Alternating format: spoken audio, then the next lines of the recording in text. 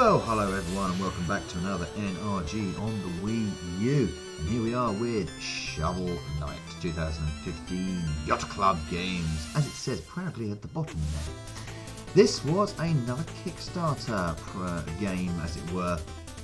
Successful, very successful as well, originally for Windows platforms, 3DS and Wii U, which originally came out in June 2014 on download, I believe, and then had physical releases, well, for the Wii U anyway, in 2015, which I was very, very glad about, to get a physical release of this game, because my word, it's very nice indeed, isn't it? It eventually then was ported to the PS3, PS4, Vita and Xbox One, and I believe even on Amazon Fire lately, and it's also going to be redone for the Nintendo Switch as well this year in 2017.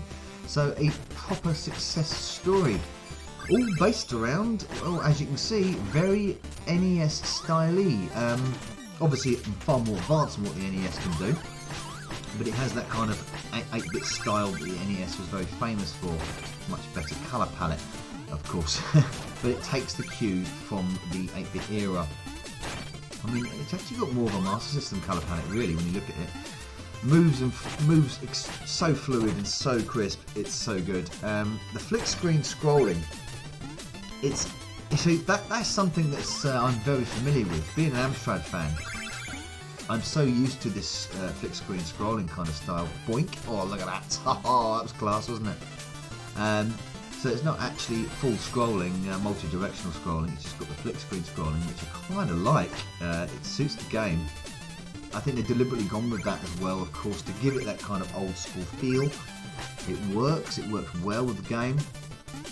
It's, I mean, this game was critically acclaimed, I think, across the board as being rather stupendous. Basically, you play as him, Mr. Shovel Knight himself, with the big Viking horns and the shovel, and you do things like that, a la DuckTales kind of styly. And you are to collect treasure and fight the rest of the Order of No Quarter, all the other knights. Oh, I went, where have I gone?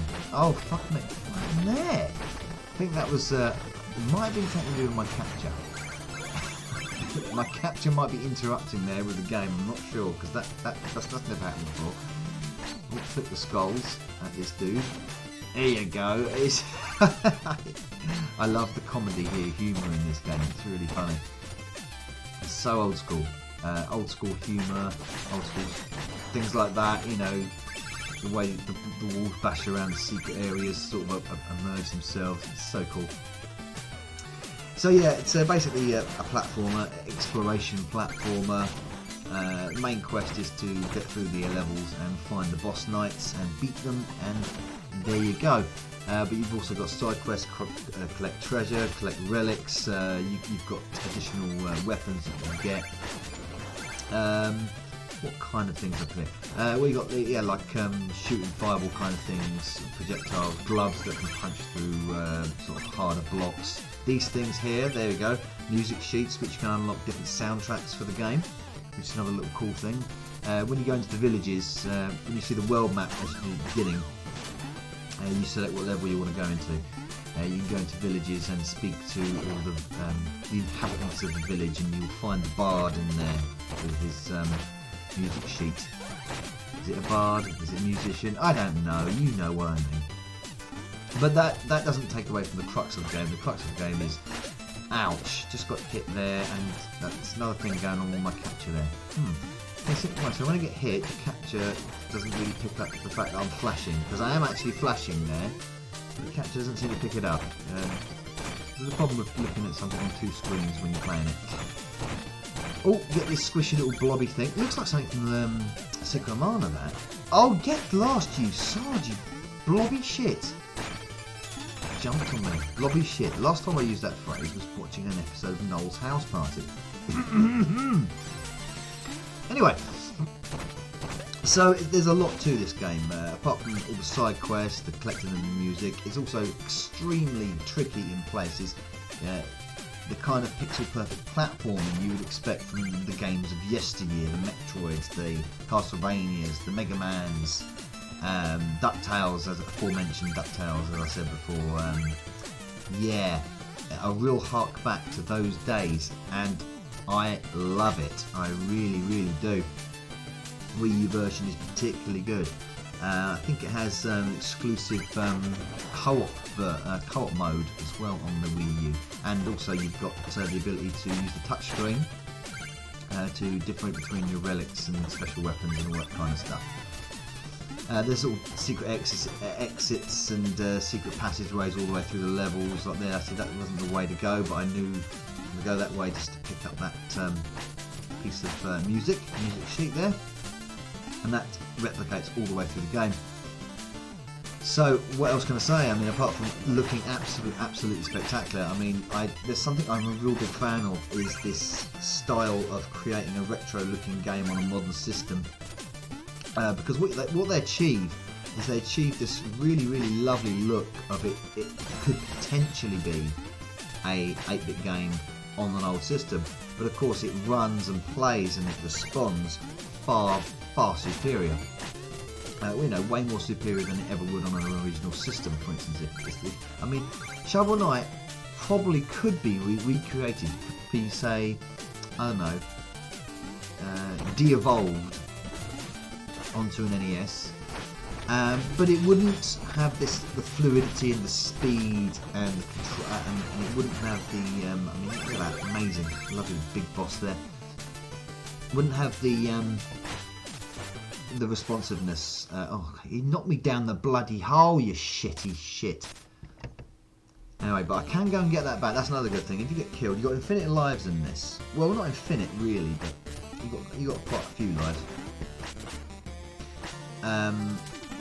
You get knocked down that hole and it will drop your treasure that you've picked up so far on the level, and you can go and collect it. So that's good. You can recover it. A bit like what WiiU does, where you lose your bag and you think, oh shit, get lost. Come on, I want to kill this dragon. He looks like he's still asleep. Come on. Come on. There we go. Yeah, I just love that way that they achieve that look, they achieve that feel, but it plays just so much more crisper than it ever could. A bit like there are other games I've played like this that remind me. Tower 4 Ascension is another one which has that look, really lovely 16-bit look, but plays like it wouldn't play like that. It would feel different on a 16-bit machine. Maybe it would feel better. I mean, 16-bit's very different to 8-bit. But it's not just driven off nostalgia. I think it's important to say that. I mean, people like me who've played this style of games before many eons in the past can draw on nostalgia and love it for that nostalgia quality. But I think modern gamers can play something like this and appreciate it on a different level, or not a nostalgia level, because they won't have the nostalgia. Oh, look at that! I went straight. I just went a little bit of tubing there.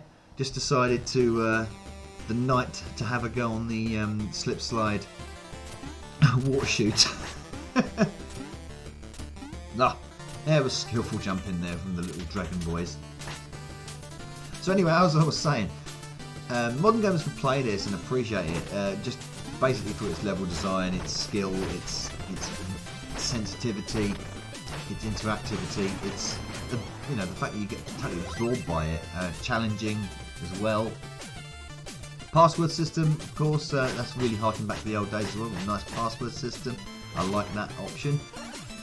And they can appreciate that on that level. Oh, that's terrible. I've slipped off the edge. What a melon!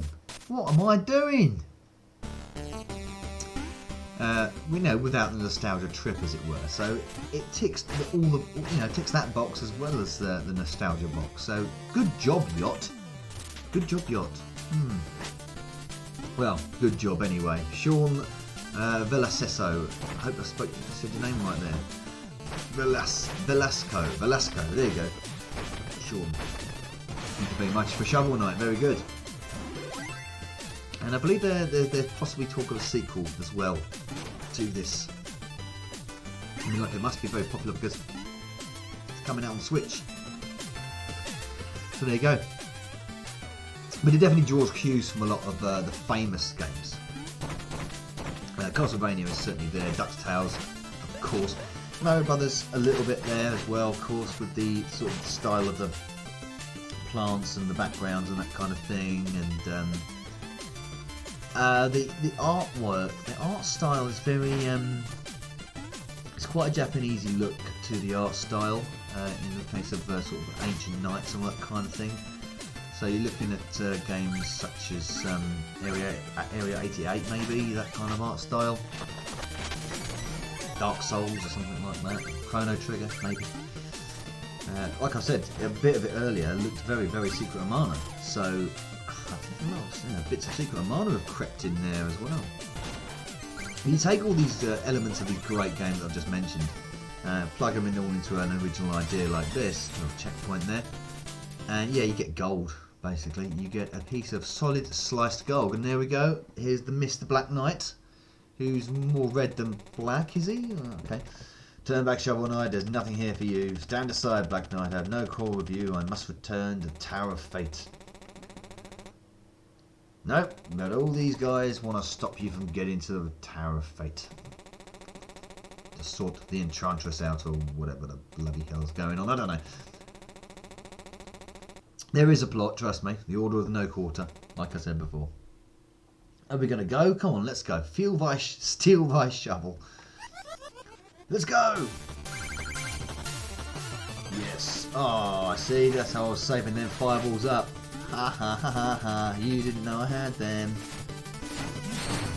Do the old dig in the head move. Always doing the same thing. Oh, another little smack there. Good for him. Oh, oh, come in. Oh, no. That wasn't good. There we go. That's better. That's good. Got me a few big tonks there, and there we go. Black Knight is gone.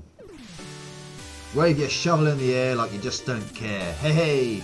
Shovel Knight on the Wii U, 2015. A fantastic bloody game. Get it, buy it, play it. Overbug out.